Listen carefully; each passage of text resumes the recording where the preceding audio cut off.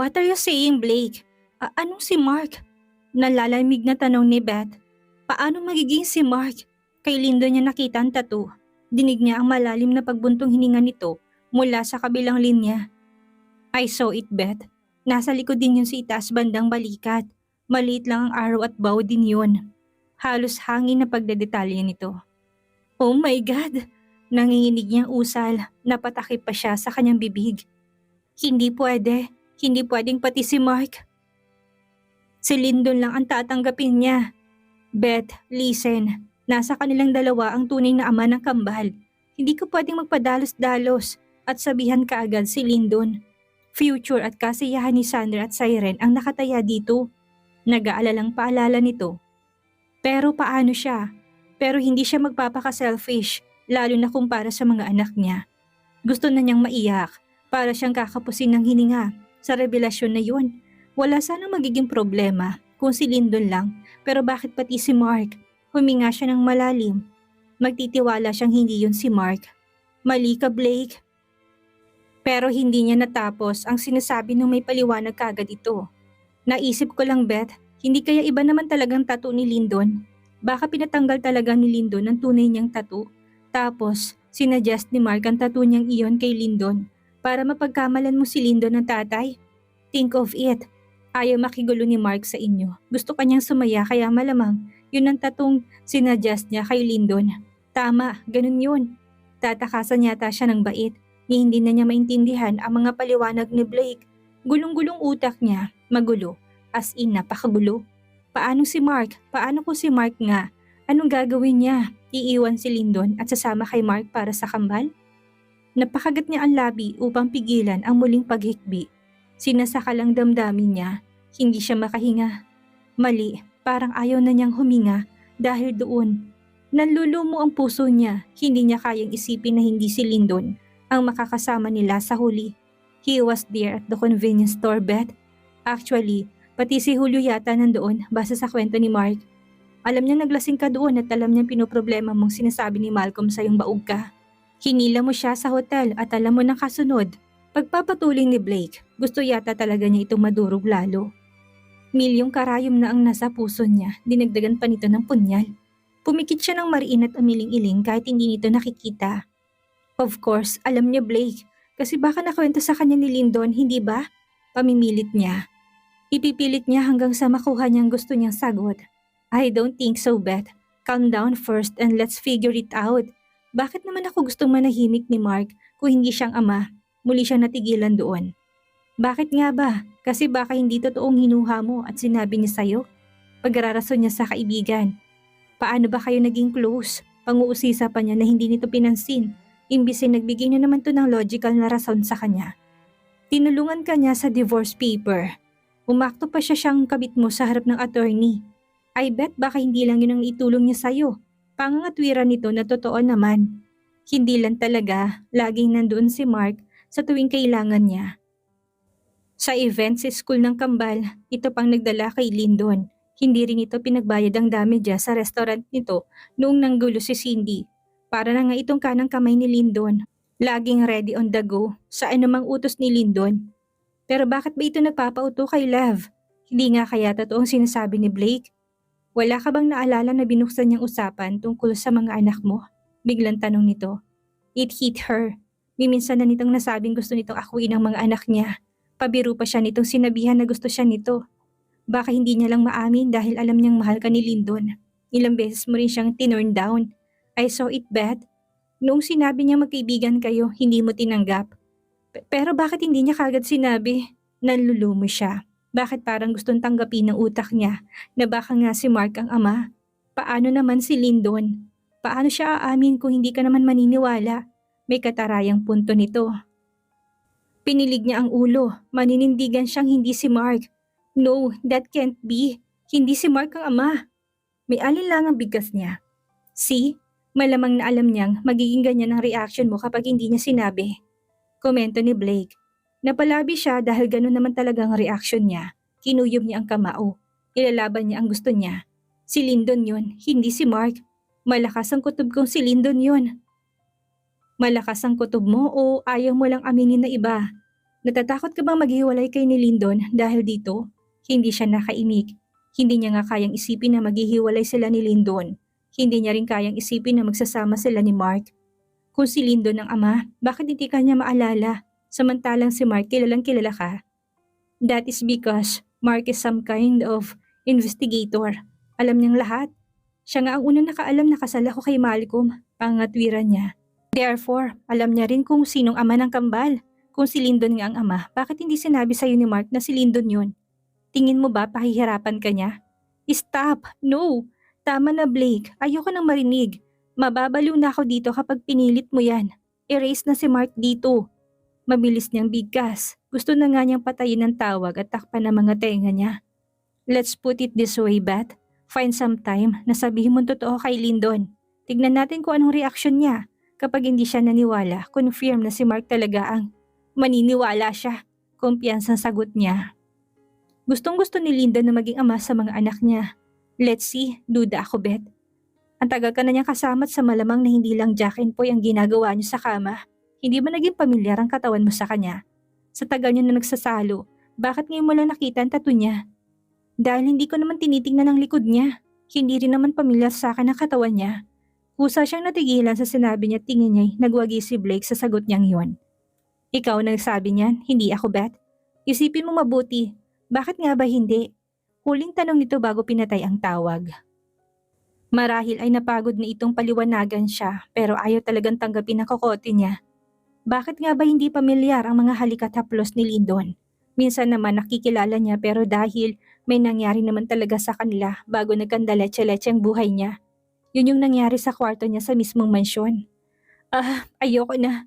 Tama na please. Humikbi siya at sumubsob sa kama. Daig pa niyang na heartbroken.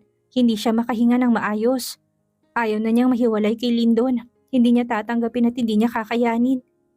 Ang dami na nilang nalagpasang pagkatapos ay ganito pa. Literal na hindi siya nakatulog sa gabing iyon. Binabagabag siya at kumikirot ang ulo niya sa dami ng iisipin. Mas lalo sumakit yun matapos hindi datnan si Lyndon sa opisina nito. Pagpasok niya sa kumpanya. Ma'am, nag-file po ng leave si sir. 1 linggo rin po. Kayo daw po munang bahala sa mga meeting. Bungad ni Marie, napapikit siya. Matutumba yata siya sa narinig. Ibig sabihin ay wala itong balak na kausapin siya. Naipon na naman ang mga luha niya sa gilid ng kanyang mga mata. Na nakitang lalamunan at ayaw na lang din niyang pumasok ngayon. Alright, paka-remind na lang ako. Akmang dediretso na siya sa opisina niya. Ngunit humarang pa si Marie. Ma'am, actually may meeting po kayo ngayon. Nagigilty na bigkas nito. Bumuga siya ng hangin. Mukhang wala siyang pahinga ngayon. Tumikim siya upang mawala ang bara sa lalamunan niya. Saan ba? Pupunta na ako. Sa restaurant po ni Sir Mark, nagpa-reserve si Sir Lyndon. Ang kamitin niyo po si Mr. Argus. Hindi na yun narinig ni Beth. Ang marinig pa lang ang pangalan ni Mark sa araw na yun ay sapat na upang mahilo siya. Paano pa kapag nagkita sila? Ma'am Beth, ayos lang po ba kayo? Tarantang tanong ni Marie kay Beth. Hinawakan pa siya nito sa braso noong muntika na siyang matumba dahil sa narinig. Hindi niya yata kayang makita si Mark. Naiisip niya lang ang mga sinabi ni Blake kagabi. Paano pa siya haharap ngayon sa lalaki? Pinagdarasal niya na sana'y wala ito sa restaurant na yun. Hindi ba pwedeng i-reschedule ang meeting or magpalit ng lugar, Marie? Tumayo siya. Nang maayos at tinilot pang sintido niya. Hindi na po ma'am. Na-inform na po ni Sir Lyndon si Sir Mark. Isa pa, ngayon lang pong available na time ni Sir Argus Macmillan. Argus? Yes po, si Mr. Argus Montalde po ang ka-meeting niyo. Nakangiti sa ad nito. Tama ba na isa lang Argus na naisip niya? Pero bakit ito in-approve ni Lyndon? Magkaawi pa lang ang dalawa kahapon. O baka ibang Argus naman ito? Hindi na lang niya sinabi mga nasa isip. Pilit na lang niyang ngumiti. Wala na siyang oras na pumasok pa sa mismo opisina niya. Dediretso na lang siya sa meeting. Ma'am, kumain ka po. Baka po mahilo kayo ulit. Paalala pa ni Marie na kinawayan niya lang. Wala nga siyang ganang kumain ngayon. Makakakain pa ba siya kung gulong-gulong utak niya? Kulang na nga siya sa tulog. Wala pa siyang energy. Kinakabahan nga siya na baka pumalpak ang meeting niya. Pero hindi lang yun na nagpapakaba sa kanya. Pati ang posibleng presensya ni Mark sa restaurant nito ay nagbibigay ng daga sa dibdib niya. Pagdating pa doon, kagad siyang sinalubong ng waitress na tila ba excited sa pagdating niya doon. Miss Del Rio? Magalang na tanong nito. Pilit siyang ngumiti. Yes, may reservation ba under my name or under Lindon Ocampo name? Sa pangalan niyo po, ma'am. Nasabi na po ni Sir Mark ng pagdating ninyo. Ngumiti ito ng malaki, ngunit siya hindi maibalik ang tuwa nito. Nandito ba siya? Mahinang tanong niya, hindi niya yata kaya magtagal doon. Hindi niya rin kayang ikumpronta si Mark. Ayaw niyang malaman ng totoo mula sa bibig nito. Wala po siya ma'am, nasa kumpanya pero mamaya po dadaan yon. Kung gusto niyo po siyang makausap, pwede niyo naman po siyang hintayin sa office niya. Suggestion nito. Agad siyang umiling. Ayaw niya itong makita kaya ayaw niya rin maghintay. Mabuti na rin nawala ito, at least nakahinga siya ng maluwag. Hindi naalis din ako. Pagkatapos ng meeting, ngumiti at gingiya siya sa pangalawang mesa. Wala pa si Mr. Argus doon pero kagad siyang binigyan ng tubig at pancake. Napakurap-kurap siya sa special treatment ng mga ito. Pati mac and cheese ay nilapag sa mesa niya. Agad niya namang nailayo yun pagkaalis ng waiter.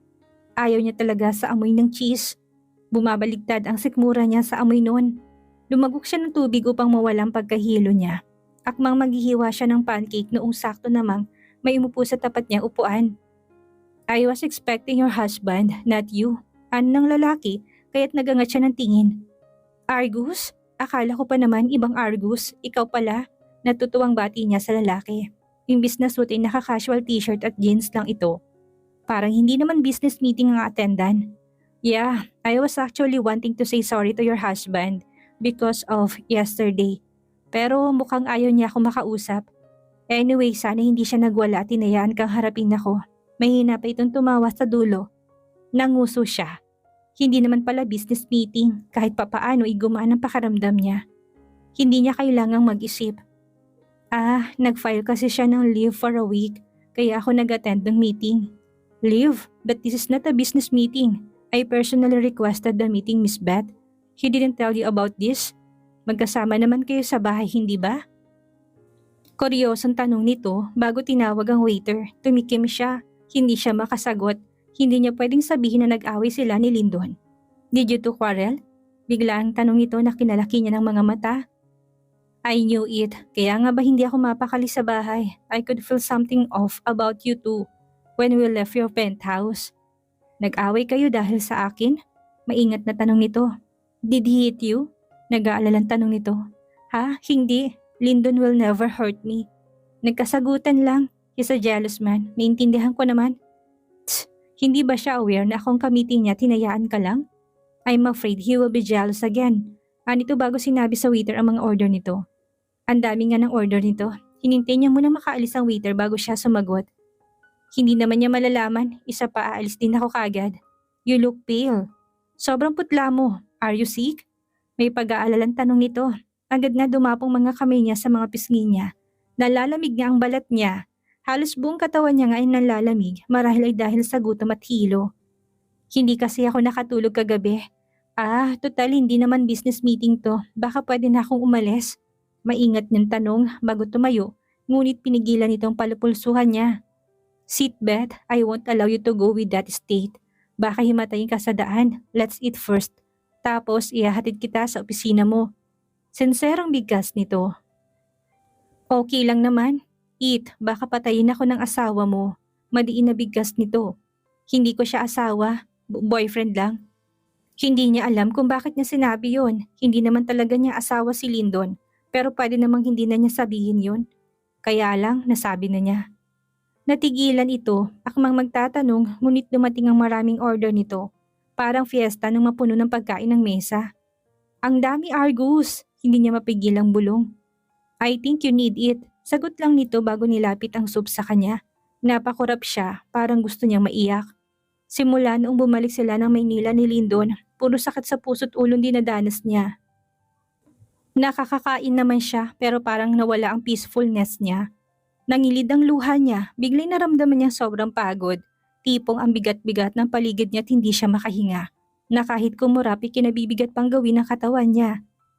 Pero noong tingin niya si Argus, pakaramdam niya ngayon lang may mag-aasikaso sa kanya. Bathroom lang ako. Pagpapaalam niya bago tumayo. Kailangan niyang mahimasmasan. Sakto namang patayo na siya. Ay ang pag-ikot ng paningin niya. Tila nagdidilim ang paningin niya sa hilo. Umaalon ang paligid niya dahilan upang mapakapit siya sa mesa. Ngunit Napahigik siya matapos mapasong kamay niya sa soup. Beth, nag-aalalang tawag ni Argus. Napatayo nito tila gusto siyang saluhin. Sa kanyang nagbabadyang pagtumba, ngunit may mga braso ng naunang humawak sa bewang niya at sumalo sa kanyang bigat. Back off and leave. I will take care of her. Ani ng boses mula sa likod niya. Nilukob siya ng kaba dahil hindi yun boses ni Lyndon. Ako na maghahatid sa kanya pagkagising niya. Ani ng boses na may kagaspangan. I can't trust you, Mr. Argus. She's my friend's girlfriend. Ako na maghahatid. Boses naman yun ni Mark.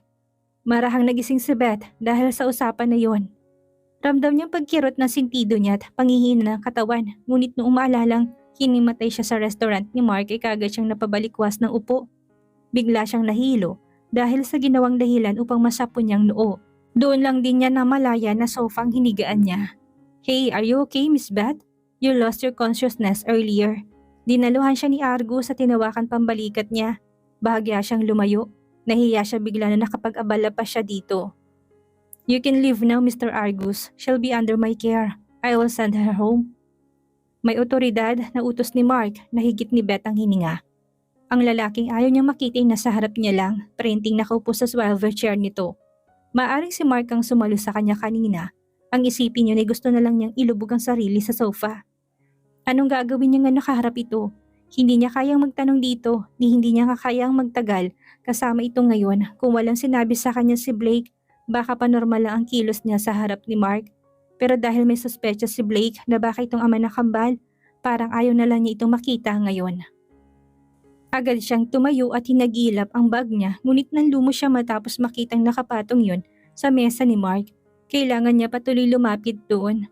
Uuwi na ako, kaya ko na. Mahinang usal niya bago lumapit sa mesa.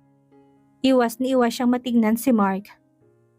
Hindi niya kayang masalubong ang mga tingin nito. Nanginginig pang mga kamay niyang kumukuha sa bag niya nung mahagip ang suot nitong gray suit. Pero kagad na nalaki ang mga mata niya nung bigla nitong hawakan ng palapulsuhan niya. Hindi siya nakakilos. Parang pati pintig ng puso niya tumigil sa kaba. Ihahatid kita. Alam ni Lindo na nandito ka. Imporma nito. Napalunok siya at tila mas nasaktan lang sa sinabi nito. Alam ni Lyndon na nandoon siya pero hindi siya susunduin? Hahayaan siya ni Lyndon na ihatid ng ibang lalaki? Pumikit siya ng mariin nung gumuhit ng sakit sa puso niya. Naikuyom niyang kamao at wala sa loob na winaksi ang kamay ni Mark. Si Argus na lang ang maghahatid sa akin, request niya. Hindi niya matingnan si Mark. Ayaw niya makita ito talaga. Hindi niya ba ito kayang kumprontahin? Sa takot niya't basta na lang siyang lumabas sa opisina nito at hindi na nakapagpasalamat pa. Mabuti na lang at sumunod si Argus sa kanya. Muntik pa siyang muling matumba sa hilo kung hindi lang nito nahawakan ng braso niya. It's getting bad, Miss Beth. Your dizziness is not normal. Ayaw mo bang magpatingin sa doktor? Maingat na tanong nito. Ha, doktor? Hindi na. Kulang lang ako sa tulog. Sa penthouse mo na lang ako ihatid. Hindi ko kaya magtrabaho ngayon. Hindi na siya nito kinulit. Giniya siya nito sa passenger seat at tahimik sa biyahe. Gusto siya siguro nitong magpahinga. Pagdating naman sa building kung nasa ng penthouse ni Lyndon ay nagpumilit itong ihatid siya kahit na hanggang sa harap lang ng pinto. Hindi na siya tumanggi. Natatakot din kasi siya na baka matumba na lang bigla. Ni wala pa nga siyang kain. Thank you, Argus. Sorry sa abala. Nakain ko patuloy ang oras mo. Gusto mo ba ng maiinom? Maliit itong umiti bago namulsa. Hindi na, aalis na rin ako. Please, call someone if you cannot handle your dizziness. My ex-wife was like that when she was pregnant. Habilin nito bago kumuway paalis. Napatanga siya sa labas dahil sa sinabi nito. Pregnant? Nahilo lang buntis na kaagad. Pinilig niyang ulo. Minsan na siyang nagbuntis at kambal pa. Sigurado siyang hindi siya buntis dahil hindi naman siya nagsusuka. Napailing siya. Kulang lang talaga siya sa tulog. Yun lang yun. Hindi niya alam kung paano niya na-survive ang araw na yun. Nag-message pa siya kay Marie na baka ilang araw siyang hindi papasok. Hindi niya kaya. Dumadalas ang hilo niya at pananakit ng ulo. Hindi rin siya makakain ng maayos. Bumaba na nga yata ang timbang niya. Ayaw mo ba ng lugaw, iha? Tanong pa ni Manang Lupe sa kanya. Tipid siyang ngumitit kumuha lang ng tinapay at gatas. Sakto naman ay pumasok ang kambal sa kusina. Mommy, can we visit Lolo and Daddy Lyndon? Excited na tanong ni Siren. What about your school? Sumimsim siya sa gatas habang ang mga anak ay umupo sa upuan na hapagkainan nila. It's Sunday today, Mommy. Paalala ni Sander na laki ang mga mata niya. Sunday na agad-agad. Tapos ng leave ni Lyndon ngayong araw at babalik na ito sa opisina bukas. Idadaan ko na lang kayo bukas sa opisina. Papasok na bukas ang Daddy Lyndon niyo. Umiling-iling si Siren. What about Lolo? He's not there. We missed him, Mommy. Let's visit him. Pamimilit ni Sander. Napahinga siya ng malalim at sumusukong umuo. Pinagayos niya ang mga to. Siya naman ay sinubukan tawagin si Lyndon para sabihing pupunta sila. Bukas ang linya ng cellphone nito pero hindi sumasagot. Sa huli ay text message na lang pinadala niya. Nakakatampungan na umabot ng 1 linggong galit nito. Wala man lang paramdam sa kanya. Titignan na nga niya sana kung susuyuin siya nito pagkatapos ng 1 linggo. Pero mukhang siya ang manunuyo. Let's go kids, tawag niya sa mga to. Tumalima naman ang kambal, nag-book lang sila ng taxi. Excited sa biyahe si Siren. Si Sander naman ay tahimik lang. Pero pagkarating nila ay namilog ang mga mata namang ito sa malaking mansyon ng mga Ocampo. Doble ang laki nun kumpara sa dati nilang bahay. Lolo is right. He is super rich, ani Siren. Siya man inabighani sa tila kastilyong bahay. Hindi yun puti. Parang kayo mangging hindi makulay pero bagay na bagay sa sinag ng araw. Hindi masakit sa mata. Mommy, come on! Hinila siya ni Siren. Mabuti na lang at pinapasok sila ng gwardya. Mukhang alam namang ito na darating sila. Baka sinabi ni Lyndon? May sumalubong pang katulong sa kanila. Inihatid sila sa likod. May swimming pool. May nakahandang merienda doon pero hindi pinansin ng kambal. Lalo na noong makita si Don Alfredo. Agad na tumakbo doon ang dalawa. Lolo! Let's play ghost hunting again! Sigaw ni Siren. Humalakak lang ang matanda pero tinanggap nitong halik sa pisngi na bigay ng kambal.